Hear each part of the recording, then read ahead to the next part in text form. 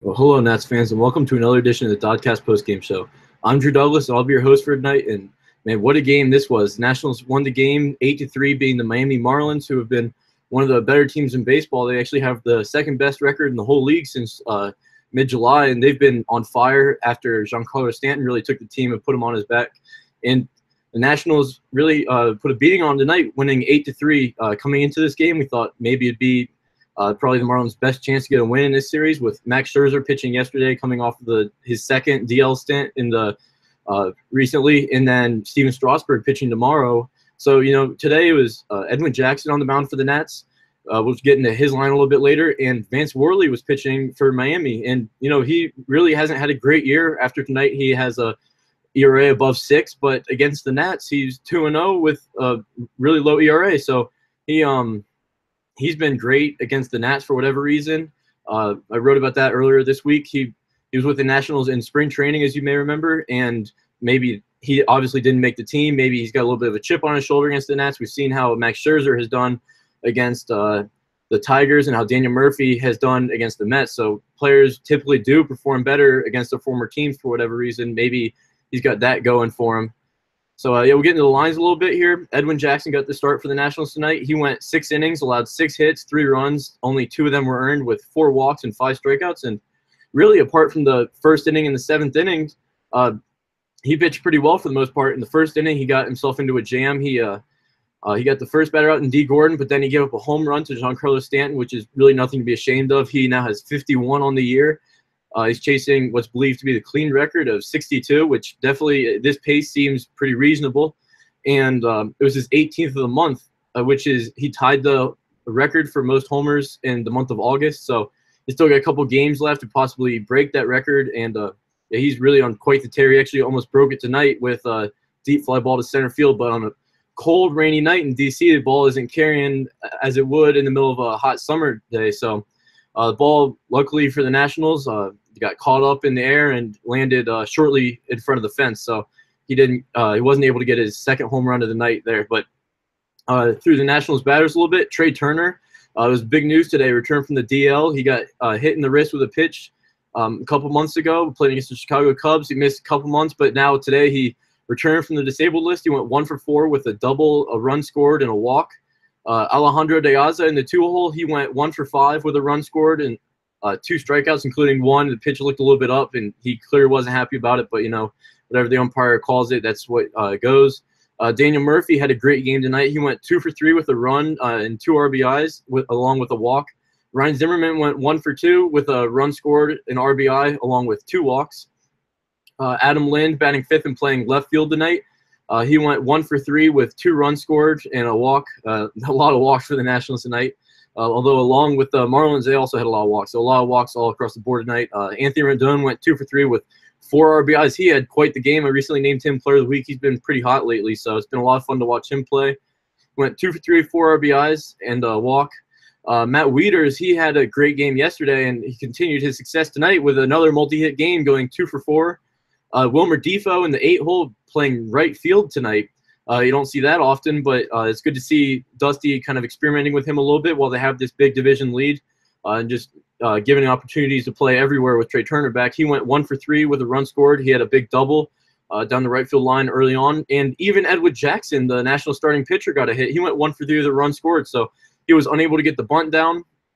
And then he was unable to get a bunt down, and eventually was forced to swing with 2 strikes and got a big hit. So that was definitely a lot of fun to see. It's fun to watch Nationals hitters pitch. I think they have one of the best hitting staffs in the league. They even sell T-shirts at Nationals Park that hit like a pitcher. They've been selling those since Max Scherzer hit that home run in Miami. So it's a lot of fun to see pitchers contributing both on the mound and at the plate. Check the chat a little bit here. Seth Ross said it took Trea Turner less than an inning to get his uniform dirty. And what he's referencing is in the first inning, Edwin Jackson was in a bit of a jam. He had bases loaded and 2 outs, and Trea Turner made a great diving catch on a sinking line drive at shortstop. It was only his first inning back in the big since suffering that fractured wrist, and that was a huge play. It saved at least 1 run, and if that inning continues to spiral, I mean, we saw Edwin Jackson threw 27 pitches in the inning even with the catch. So if that ball drops, it run scores, the inning continues to spiral, things spiral out of control. Maybe we're talking about a Nationals loss here tonight. So that was a huge play, maybe play of the game there from Trea Turner. Seth also mentioned that the Nationals have 18 very curly W's this year. So, yeah, Nationals have 80 wins. It's been a great season. Rob said, how about that that new Nats right fielder? He sure is hitting well. And, yeah, I think Wilmer Difo playing right field. Obviously, he's been playing shortstop a lot. Also filled in at second base and third a little bit. He has limited experience in the outfield, but it hasn't always been pretty. But, you know, if you're hitting, they're going to find a spot for you. And with Trea Turner back, as well as Defoe's been playing, it is Trea Turner's job at shortstop. So if Difo is able to play in the outfield as he did tonight, and he didn't look too comfortable out there, but he also didn't screw up. So as long as he's not making errors, I guess it doesn't really matter if he doesn't look too good. We've seen Hunter Pence; he never really looks good, and he's a very highly paid player. And before this year, he's always one of the better players in the league, and he's made the All-Star team several times. So it doesn't matter how it looks as long as you're getting results. And Seth asked, how was Anthony Rendon not an All-Star? And, yeah, I'm wondering the same thing myself. He was really snubbed. I guess it's just kind of he's kind of a under-the-radar player, but that happens. We Nats fans sure do love to watch him play. And I've been reading a lot lately that people are making the case that he should be the MVP frontrunner. So I don't think he's going to get the award because there are bigger names. But, yeah, obviously if you just look at the stats, you take away the names, maybe you do pick Rendon over some of the other frontrunners.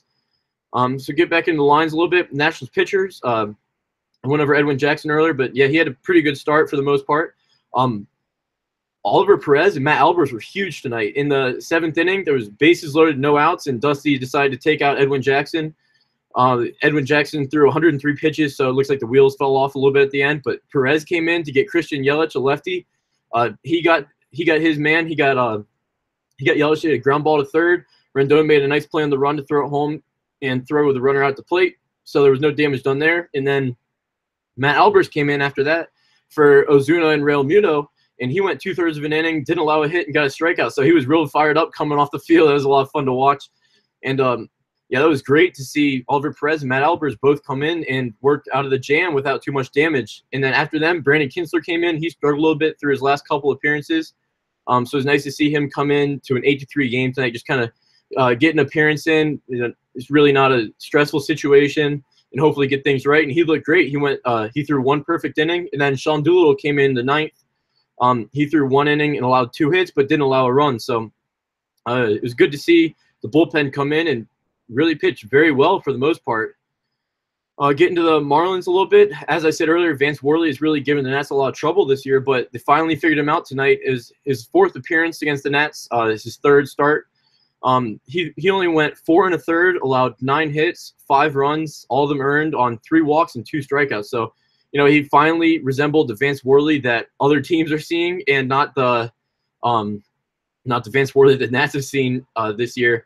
So I'm glad to see the Nats finally get to him, because it was really kind of frustrating to see a guy with an ERA approaching 6 could just go out there and routinely shut down one of the better offenses in the league. So, yeah, I'm glad to see the Nats finally get to Worley. It took them long enough, and maybe we see Worley again later this year and hopefully get a result similar to what we saw today. Gio Joker said, well, thank God Anthony Rendon was hitting 6th.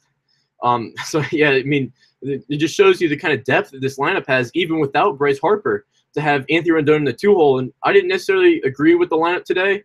I would have liked to see Wilmer Difo in the 2-hole instead of Alejandro De Aza, maybe put De Aza in the 8.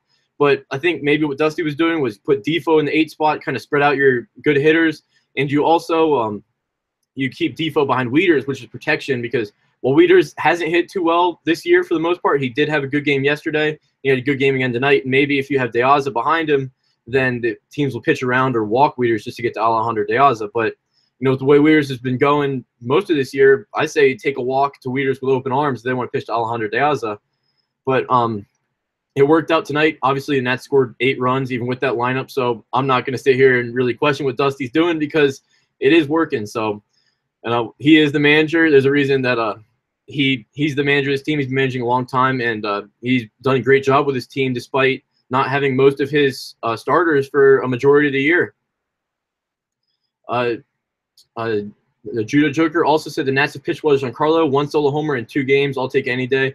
And yeah, he's been really, without a doubt, the hottest hitter in the league. And to only allow the 1 homer to him tonight, I'll take that any day. Last time the Marlins were here at Nats Park, it was a 4-game series, and Stanton homered in 3 of the 4 games. So he didn't homer yesterday, as Judah Joker said, and then hit 1 homer tonight. But I'll take it. They're winning, so hey, whatever works. And then Rob said Marlins record is 19-11 in the last 30 games. Are these last 2 wins statement wins and hurting the Marlins' playoff chances after they're working back in the wild card? And yeah, the wild card for most of this year, it's been believed to be just between Arizona and Colorado, playing to see who will have home field advantage. But both of them have kind of been trending down. And then Marlins, with Stanton playing so well, they've been really trending up, and they've been on fire. So, and they have they control their own destiny, because they play a lot of those teams that are ahead of them. I know they play Colorado, Arizona, St. Louis. I believe they play Milwaukee as well. So they're playing a lot of these teams that they're really fighting for a playoff spot. So if they're able to get hot, if Stanton's able to stay hot, and Yelich and Ozuna have also both been hot in the heart of their lineup, they were just having a little more pitching, because Edinson Volquez is out for the year. He had Tommy John surgery. But, yeah, if their pitchers are able to just keep them in the game and let the offense just do its thing, and they keep winning games, then maybe we see them at least make it interesting down the stretch, because they've been counted out multiple times. But, yeah, it's kind of interesting to see that they're still in it, because really, especially after the tragic loss of Jose Fernandez last year, they weren't really believed to kind of be in any kind of playoff picture. And they are only half a game over 500, but just kind of with the way things have been going this year, those wild cards, especially with the addition of the second wild card we've had for a couple of years now, I guess 500 teams are still in the running. It really makes things more interesting. So it's nice to see. Getting to the Marlins lines a little bit, D. Gordon went 2 for 4 at the leadoff spot with a run scored. Giancarlo Stanton, as I said, he hit the 1 homer. He went 1 for 3, but he had 2 RBIs with the sac fly. Christian Yelich in the 3-hole, he went 1 for 4. Marcell Ozuna batting cleanup, he went 0 for 4, and he's really seemed to crush the Nationals on multiple occasions this year. So it's always good to see him go hitless. He went 0 for 4 and stranded 6 guys on base, so not a good night for him. JT Realmuto, he's another great hitter. He's one of the better hitting catchers in the league. He's up there with Buster Posey, in my opinion. He's almost hitting 300 this year. He went 0 for 4 as well. Derek Dietrich went 0 for 3. Tomas Talis went 1 for 4. Hugo Rojas 1 for 4. And then Ichiro pinch hit later in the game for Jarlin Garcia, who's a reliever, and he got a hit. So Ichiro just kind of seems to be the ageless wonder. Seth said the magic number is 18, and yeah, that's big. Obviously, the Marlins are in second place, so anytime you beat the Marlins, it's going to go down 2. So when tomorrow is down to 16, and it seems inevitable that the Nationals are going to clinch, but it's still fun when they do clinch the division, have the big champagne in the locker room and everything, and then kind of gear up for the playoffs. But yeah, it's definitely coming up. And he asked if my roommate is okay with me doing this. So yeah, he's okay. He's doing all right. So yeah, he's cool. I'm glad that he's all right with me doing this. Go around the league a little bit. There's not too much with the rain, at least within the division. Obviously, the Nationals won. The Orioles, the other DMV area team, they beat the Seattle Mariners today, 4-0. Dylan Bundy got the win. He improves to 13-8. And Erasmo Ramirez got the loss for Seattle. He fell to 5-5. Jonathan Scope, his 29th homer of the year for Baltimore. Manny Machado had another multi-homer game. He seems like he's had a few recently. He's up to 30 now. And Wellington Castillo hit his 15th of the year for Baltimore. A little bit of news from around the league. In Toronto, the Blue Jays were playing the Red Sox, and Chris Sale got the start, and he got his 1,500th strikeout of his career tonight, and he became the fastest pitcher in Major League history to get to 1,500 strikeouts. So that's pretty cool. We saw the Nats were connected to him this offseason during the winter meetings. At one point, there's even rumored that the Nationals would have him by the end of the night. Obviously, they didn't get him, but I'll take Scherzer, Strasburg, and Gio, along with Roark, pitching pretty well recently over pretty much any staff in the league. So they're doing all right without Sale. Also in the division, the Mets, they lost 14-4 to the Cincinnati Reds. So they're really struggling right now. They traded off a lot of their better players, and Michael Conforto is now out for at least this year, probably longer. So, it's not a season to remember for the Mets. And the Braves got the night off tonight, and then the Phillies and the Phillies and Braves were supposed to play tonight. but they got rained out with all the rain. So that's it from around the division. But another noteworthy game, the Rangers and Astros that played at Tropicana Field tonight because of Hurricane Harvey and all that it's doing in Houston right now. So they came to Tropicana in Tampa Bay, where the Rays usually play. The Rangers beat the Astros 12-2. Perez got the win for Texas. That's Martin Perez, and Mike Fiers got the loss for Houston. Joey Gallo hit his 36th homer of the year for Texas, and Shin-Soo Choo his 17th of the year. And yeah, we really want to keep our thoughts with Houston and everyone that's been down there, been affected in Houston. A few Nationals are actually Houston natives, Anthony Rendon and Matt Albers today. Sean Doolittle tweeted out a link to a fundraiser that Rendon and Albers are running. If you want to contribute to that or just track the progress, you could go to Sean Doolittle's Twitter. It's at @WhatWould So, and both those, or the first do has 2 O's, as in Doolittle. And yeah, the game tonight, we really didn't see too many people out there, which I guess is normal for Tropicana. There were 3,485 people, so it was actually a relatively large crowd for what's normally down in Tropicana. I'm sure everyone in the area was wondering what's going on. Back in the chat a little bit, Seth Ross said, imagine if the bullpen was this good all year. Don't you think we could have 90 wins by now? Yeah, absolutely, because early on, that bullpen was a nightmare with Trinan started out as a closer. Sean Kelly eventually was closing and really didn't have a reliable closer until Cody Glover took over the role. And then he got hurt, and we haven't really seen him too much this year due to various injuries. But, yeah, if they had Sean Doolittle and Ryan Madsen, Brandon Kinsler all along, it's a scary team. I think they'd be up there with the Dodgers. Judo Joker said, Ichiro has a real-life video game perk in which he removes an hour of age for each hit he gets. He's actually 7 years old, but he has so many hours. It's like he's 30, so many hits, rather. So, yeah, it's pretty incredible. If he started out his career, didn't come here until a little later in his career. And so if he was here for his entire career, obviously you'll never know, but you'd think he would he'd have the hit record above Pete Rose. If you combine his hits in Japan and in the U.S., he does have the record, but obviously they're not going to do that for official records. And but yeah, he's been a lot of fun to watch, and I don't know how he's still doing at his age, but obviously he is. And yeah, it's cool to see him in the division and get to see him pretty much throughout the year. As he's most likely going to be a first ballot Hall of Famer. So go through the minor leagues a little bit now. Double-A Harrisburg Sanders, they're currently beating Akron 9-8 in the top of the ninth. And that's the only minor league game, at least within the Nationals organization, still in progress. Through the finals now. The Triple-A Syracuse Chiefs beat Lehigh Valley 4-1. So they are capable of winning without Trey Turner and Jason Worth. That's good to know. Brandon Snyder, who Ricky Keeler just wrote about recently, I believe it was yesterday, he hit his 23rd homer of the year.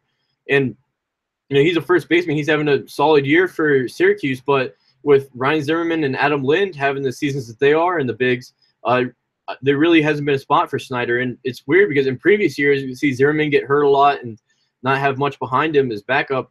We saw Danny Espinoza playing first base a couple years ago temporarily. But, yeah, this year the Nationals finally have 2 solid options in AAA and Brandon Snyder and Clint Robinson, and they also have 2 great first basemen in the big. So it's kind of funny how that works. The Class A Advanced Potomac Nationals lost to Lynchburg 9-3 today. Class A Hagerstown Suns lost to Delmarva 6-1. Class A Short Season Auburn Day Double Days, they lost to Williamsport 8-2. The Gulf Coast League Nationals lost to the Gulf Coast League Astros 2-1 in the first game of a doubleheader. And in the second game, which was a makeup of a previous postponement, they beat the Gulf Coast League Astros 5-0. So not too much winning throughout the Nationals organization, but the actual Washington Nationals did win, so that's always good to see.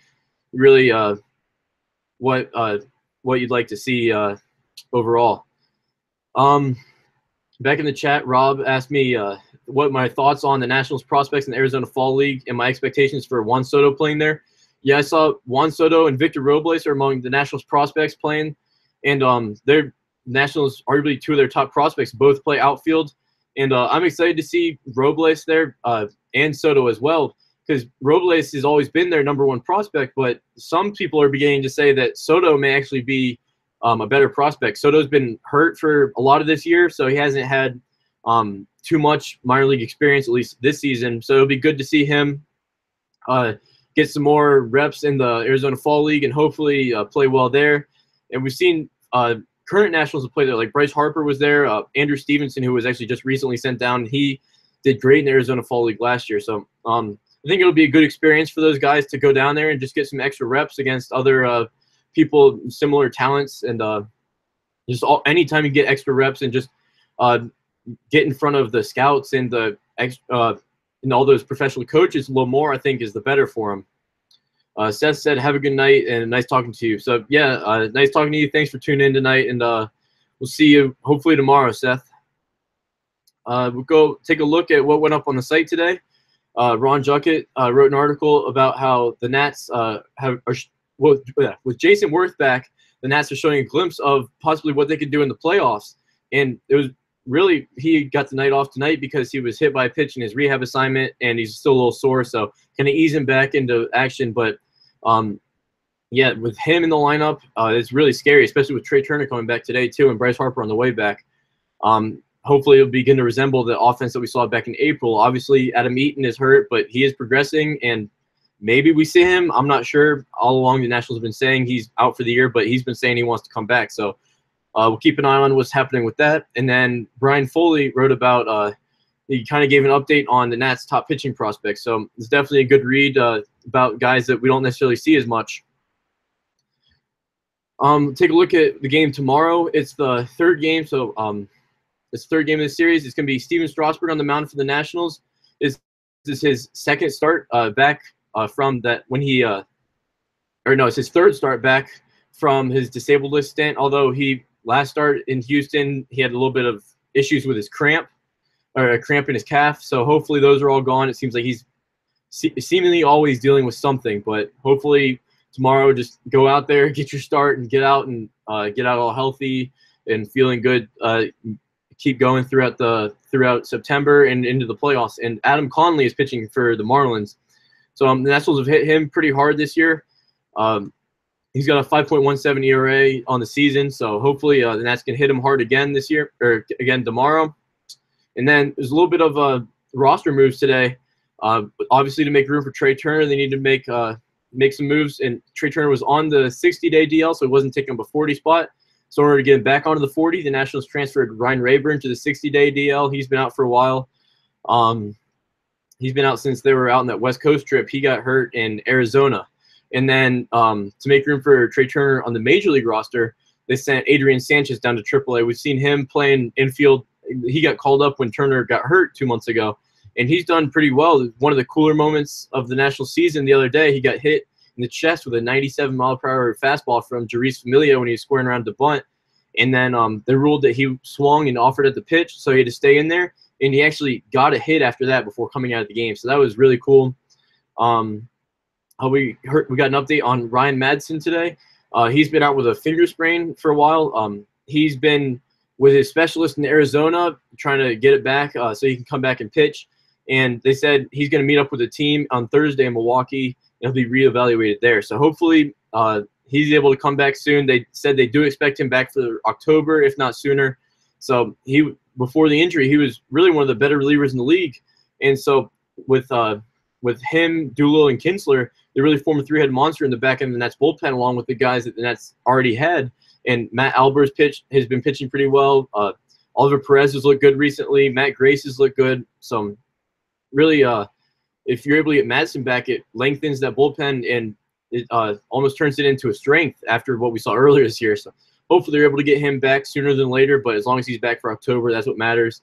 And Stephen Drew may need a procedure for an ab injury, and it's possible that he doesn't return this year. So if he's unable to return this year, that makes Wilmer Difo even more important as a guy who can kind of fill in anywhere in the infield. As we saw tonight, they're kind of working him in the outfield a little bit. So hopefully Wilmer Difo continues to play well, because if Stephen Drew is out for the year, then you think him and Howie Kendrick are the primary infield backups, but Howie Kendrick can't play shortstop. So Wilmer Difo is going to be probably the only backup shortstop unless they call Adrian Sanchez up. I do expect to see Sanchez back up once rosters expand on September 1st. We'll see him up. Andrew Stevenson will come back. Rafael Batista got called up for the doubleheader Pedro Severino called back up. So you see a lot of these guys that we've seen throughout the year. But really, with so many injuries, I think with rosters expanding, it'll be, instead of all just bringing minor leaguers up, we'll see a lot of guys coming back off the disabled list. As I mentioned, Ryan Madsen, Bryce Harper, possibly Adam Eaton, Coda Glover, hopefully. All kinds of guys are hopefully coming back off the DL here shortly. So that just about wraps it up for tonight. We'd appreciate it if you give this video a like and subscribe on YouTube. If you'd follow us on Twitter at District on Deck, you can follow me on Twitter at DrewRD98. And if you like us on Facebook. So obviously it was a great game tonight, 8-3. Nats won 8-3. We got another game tomorrow. Ron will be with you for that one. Hopefully the Nats are able to go out and get another win against one of the better teams in the MLB of late. So definitely be something to keep an eye on. And then remember, tomorrow is a 4 o'clock start, so it's not your normal 7 o'clock start, assuming the weather is clear, which this time of the year is always big if in the DC area. So from everyone at District on Deck, I'm Drew Douglas, and thank you for watching tonight, and have a great night, everybody.